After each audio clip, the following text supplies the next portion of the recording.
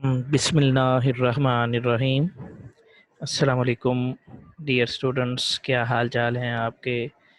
میں امید کرتا ہوں کہ آپ تمام لوگ ٹھیک ہوں گے، خیریت سے ہوں گے اور آن لائن کلاس سے خوب فائدہ حاصل کر رہے ہوں گے اور کنٹینیوسلی اپنے ان لیکچرز کو پڑھ رہے ہوں گے، سن رہے ہوں گے اور یاد بھی کر رہے ہوں گے۔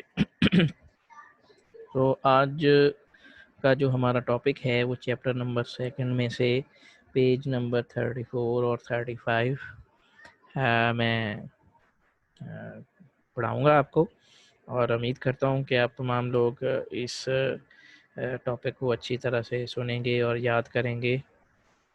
تو سب سے پہلے ڈیٹا بیس کے جو سٹیجز ہیں، جن جن چیزوں کا جن مراحل میں سے ڈیٹا بیس نے گزرنا ہے، ان کا ہم نے اس کے بارے میں آج ٹاپک ہے ڈیٹا بیس کے مراحل۔ تو ڈیٹا بیس کے مراحل میں سے سب سے پہلے میں آپ کو اس کے ڈیٹا بیس کے مراحل میں سب سے پہلے میں یہ بتانا چاہوں گا کہ آپ data base Microsoft access computer میں انسٹالڈ کریں گے۔ کمپیوٹر میں انسٹال کرنے سے مراد یہ ہوتا ہے کہ کسی بھی کمپیوٹر کو آپ کاپی کر کے سی ڈی کی مدد سے، انٹرنیٹ کی مدد سے یا کسی بھی دوسرے سیکنڈری اسٹوریج میڈیا کی مدد سے آپ اس کو اپنے کمپیوٹر میں لائیں اور کاپی کریں، اور پھر ہم اس کو اپنے کمپیوٹر میں ایگزیکیوٹ کر کے اس کو چلا سکیں، اس کو اوپن کر سکیں۔ تو مائکروسافٹ آفس کی سی ڈی مارکیٹ سے اویلیبل ہے، تو آپ نے سی ڈی مارکیٹ سے لے کے اپنے کمپیوٹر پہ، اپنے لیپ ٹاپ پہ آپ نے اس کو انسٹالڈ کر لینا ہے، اور انسٹالیشن کے بعد پھر ہی یہ پروگرام اوپن ہوگا، اور پھر ہی ہم اس کے اندر ڈیٹا بیس کے جو یہ آج کا ٹاپک ہم پڑھیں گے ان کو پورا کر سکیں گے۔ جیسے میں نے آپ کو پچھلے چیپٹر میں اور اس چیپٹر کے فرسٹ ٹاپک میں بتایا تھا کہ ڈیٹا بیس کے اندر ہمیں ٹیبلز بنانے ہوتے ہیں، ڈیٹا بیس کو اکٹھا کرنا ہوتا ہے، ڈیٹا کو ترتیب دینا ہوتا ہے، اور اس میں کوئی نہ کوئی یونیک فیلڈ بنانی ہوتی ہے، اور ریلیشن شپ کو بھی بنانا پڑتا ہے بٹوین دی ٹیبلز۔ تو یہ ڈیٹا بیس کے مراحل ہیں جن میں نے آپ کو ابھی 4-5 باتیں بتائی ہیں، تو میں اس کو دوبارہ ریوائز کر دیتا ہوں۔ میں آپ اسکرین پر دیکھ بھی رہے ہوں گے۔ تو سب سے پہلے نمبر پر دیا گیا ہوا ہے کولیکٹنگ ڈیٹا، ڈیٹا کو اکٹھا کرنا ہے۔ دیکھیں ڈیٹا کو اکٹھا کیوں کیا جاتا ہے؟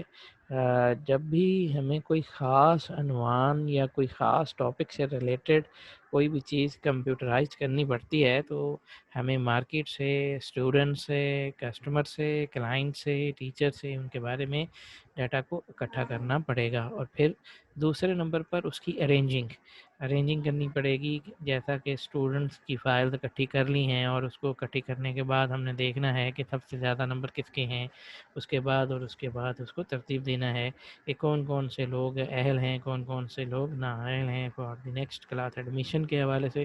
تو ہم نے اس کی ترتیب دینی ہے، ارینجنگ کرنی ہے، ڈیٹا کو اکٹھا کرنا اور دیکھنا ہے کہ یہ معلومات جو ہے وہ درست بھی دی جا رہی ہے، مکمل ہے، فائل انکمپلیٹ تو نہیں ہے، ساری ٹھیک ہے۔ تو ڈیٹا کو اکٹھا کرنا اور اس کی دوسرے نمبر پر اس کی ترتیب لگانا ہے۔ پھر ہم نے اس کے بعد میکنگ ٹیبل ہے، ٹیبل بنانا ہے کہ ڈیٹا بیس میں کل کتنے نمبر آف ٹیبل بنائے جائیں گے۔ ڈیٹا کو مختلف گروپس میں تقسیم کیا جائے گا، اور پھر ہمیں اس کے حساب سے ہی ٹیبلز کو ڈیزائن کرنا ہوگا، جیسا کہ اسٹوڈنٹ ٹیبل ہے، اور پھر ٹیچر ٹیبل بنے گا، لائبریری بکس کے حوالے سے ٹیبل بنے گا، فائنینشیلی ٹرانزیکشنز کے حوالے سے ٹیبل بنے گا، اسٹوڈنٹ ایڈمیشن کے حوالے سے ہے، اسٹوڈنٹس کے پاس آؤٹ کے حوالے سے ہے۔ جتنے بھی مراحل ہم کالج کے اندر رہ کر student between the teacher and the ادارہ اور کالج کے حوالے سے جو ہوتے ہیں، ہم نے اس کو کمپیوٹرائز اگر کرنا پڑتا ہے تو ہمیں یہ مختلف قسموں کے ڈیٹا کو اکٹھا کر کے اس کو ارینجنگ کرنے کے بعد پھر ہمیں اس کے اوپر مختلف اینٹیٹیز کے اوپر ہم نے اس کے اوپر ٹیبل بنانے ہوں گے، اور ٹیبل مختلف قسموں کے بنیں گے۔ اور ہر ٹیبل کے اندر یہ بھی بات میں نے آلریڈی پچھلے چیپٹر میں ڈسکس کی تھی کہ ہر ٹیبل کے اندر کوئی نہ کوئی یونیک فیلڈ ہوتی ہے. یونیک مین مختلف، جس سے ریکارڈ کی آئیڈینٹیفیکیشن ہوتی ہے، ریکارڈ کی شناخت ہوتی ہے، ریکارڈ کو پہچانا جاتا ہے، ریکارڈ کو تلاش کرنا آسان ہوتا ہے. تو ہمیں اس ہر ٹیبل کے اندر کوئی نہ کوئی ایسا یونیک فیلڈ رکھنا ہے جس سے اس کی شناخت، آئیڈینٹیفیکیشن آسان ہو جائے. فار ایگزامپل مثال کے طور پر اسٹوڈنٹ کا رول نمبر اس کا یونیک فیلڈ ہے، ٹیچر کی آئی ڈی یہ اس کی یونیک فیلڈ ہے، بک کی آئی ڈی یہ اس کی یونیک فیلڈ ہے جس سے اس کی آئیڈینٹیفیکیشن آسان ہوگی. پانچواں اور آخری جو مرحلہ ہے وہ ہے between the relationship between the tables ہے.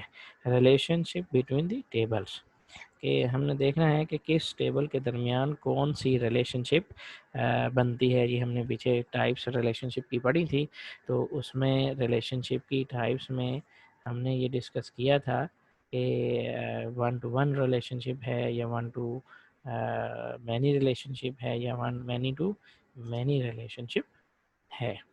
اب آپ یہاں پر نیکسٹ سلائیڈ کے اندر دیکھ رہے ہوں گے کہ پیج نمبر 35 آپ کو اسکرین پر نظر آ رہا ہے، جس میں ڈیٹا بیس کے مرحلوں میں سے سب سے پہلا مرحلہ کلیکٹنگ ڈیٹا ہے. ڈیٹا کو اکٹھا کرنا ہے، ڈیٹا کو ترتیب دینا ہے، ٹیبل بنانا ہے، یونیک فیلڈ ہے.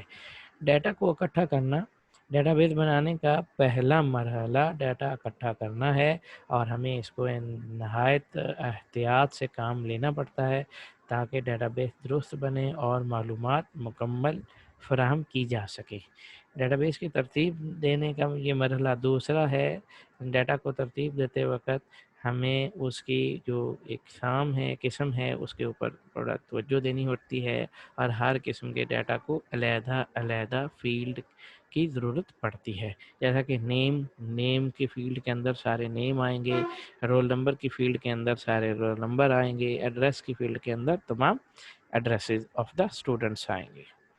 اسی طرح جب ہم نے ڈیٹا بیس کی ترتیب کر لی ہے، ڈیٹا کو گروپک میں تقسیم کر لیا ہے، علیحدہ علیحدہ بنا لیا ہے، تو ہمیں اب ٹیبل بنانا ہے. ٹیبل میں جس قسم کا ڈیٹا ہوگا اتنی ہی اقسام کے ٹیبل بنیں گے.